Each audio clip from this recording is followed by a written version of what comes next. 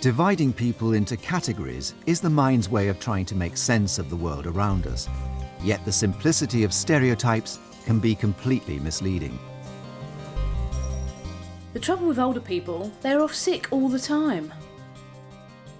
Well, if you haven't made it by 30, you're over the hill. Young people just don't have the stamina. There are lots of stereotypes about workers of all ages, and some of the persistent ones about younger people are things like younger people are drunk. They don't, they go out drinking on a Sunday night and they don't come into work on a Monday, or they go out on a Thursday night and they take Fridays off. So there's duvet days and all sorts of things. Also, the assumption about younger workers is they just don't have the staying power and they don't have the work ethic. And that's particularly persistent about British younger workers. There's a common stereotype around now that you don't want a British young person working for you because they really don't work very hard.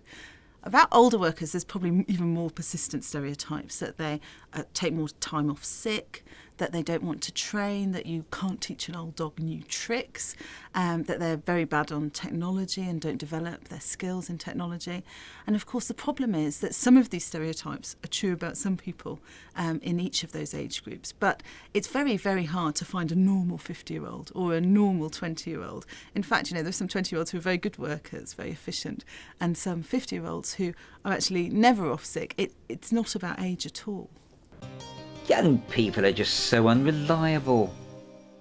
Younger people do tend to take more individual days off sick. Older people, because they're more prone to serious ill health, if they do get health problems, will have more long-term absence. But the fact is that we're talking about individuals. You're not talking about groups of people, and you can't assume that because you have older employees, they're all going to take long-term sick leave. From a commercial point of view, it's a lot easier for us to resource and cover an absence if it's for a longer period than it is for us to try and cover for lots of people taking single days off at a time. Young people have no experience of the real world.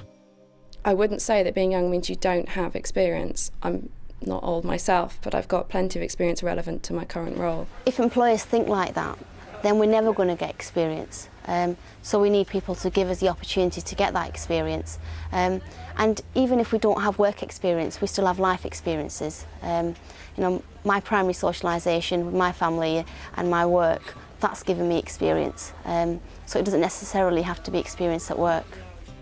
Older people are short of breath and are creakier at the knees. Well, again, nonsense.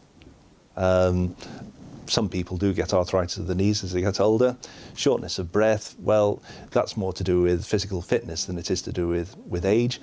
And if people actually keep themselves reasonably fit by taking reasonable amounts of exercise and things like that, that's not going to be a problem for most people.